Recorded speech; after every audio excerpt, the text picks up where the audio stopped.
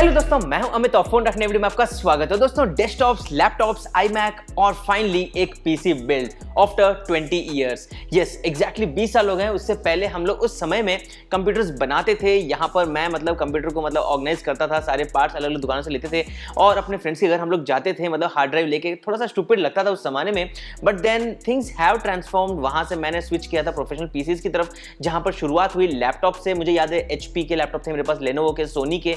Then things moved to MacBooks and now I have been using iMac from the last 7 to 8 years। और इन सब समय के बीच में मुझे लगा कि हम लोग नॉर्मल गेम्स के बदले में ज़्यादा से ज़्यादा मोबाइल गेमिंग कर रहे हैं। और उसी समय मुझे लगा कि it's time to start a gaming channel. और गेमिंग चैनल का गेमिंग एक्सपीरियंस आप लोगों से शेयर करने के लिए मुझे लेके आना पड़ेगा एक गेमिंग स्ट्रीमिंग का ऑप्शन। और उसी समय लगा कि जो मेरा करंट सिस्टम है उसे अपग्रेड करने की ज़रूरत है। उसके लिए मैंने टेस्ट सेटअप भी किया था, जिसके बाद रियलाइज हुआ कि it's time to set up a proper PC build.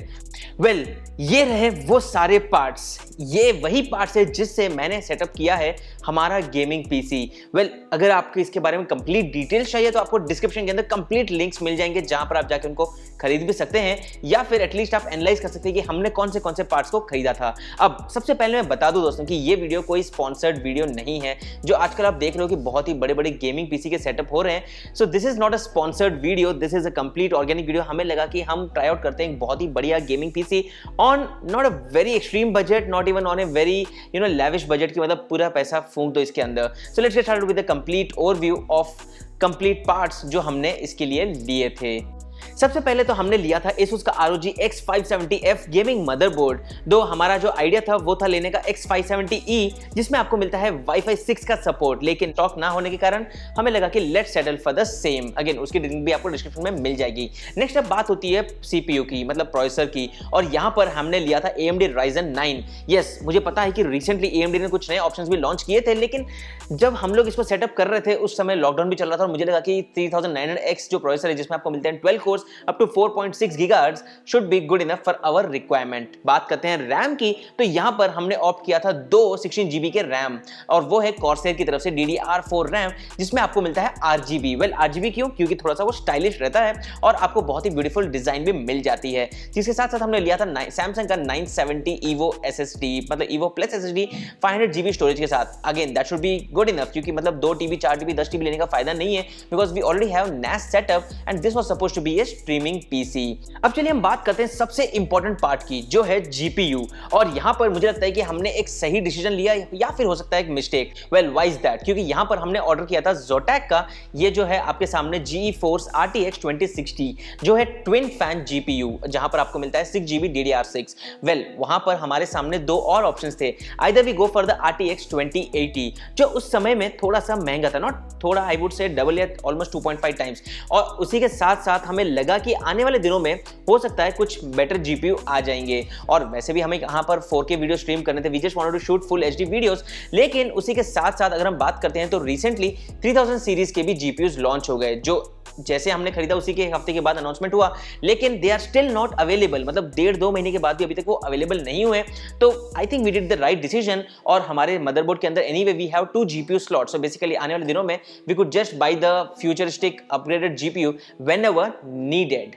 अब चलिए हम बात करते हैं एक और इंपॉर्टेंट चीज की, जो है कैबिनेट। और यहां पर अगर हम बात करते हैं तो we wanted something which is stylish yet elegant, and that also didn't look very funky with LED lights and everything. तो हमने यहां पर स्विच किया NZXT के H510 Elite गेमिंग केस के लिए, जिसमें आपको मिलते हैं total 4 fans, 2 for pushing out the heat, 2 for pulling in the cold air, while at the same time हमें यहां पर बहुत ही ब्यूटीफुल RGB लाइट्स भी मिल जाती है ऊपर की तरफ। अगेन वहां पर एक स्ट्रिप लाइट मिल जाती है, और फ्रंट के जो फैंस है वहां पर भी आपको RGB लाइट्स मिल जाती है। और इन सबको आप कस्टमाइज कर सकते हो इनके डेस्कटॉप एप्लीकेशन के थ्रू, जो आपको मिल जाता है NZXT की तरफ से। ओवरऑल बहुत ही सेटअप इजी है इस कैबिनेट में, और बहुत ही बढ़िया वायर मैनेजमेंट भी आपको मिल जाता है।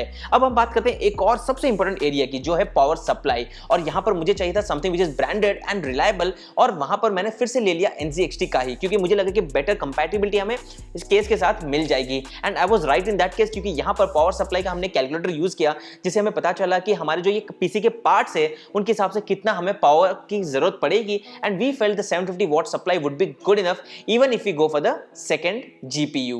Now it's time for a little time lapse, जहां पर आप देख सकते हो कि हमने ये PC कैसे बनाया। हालांकि कुछ issues हुए थे because we have done this after exactly 20 years, but then here we go with the complete time lapse।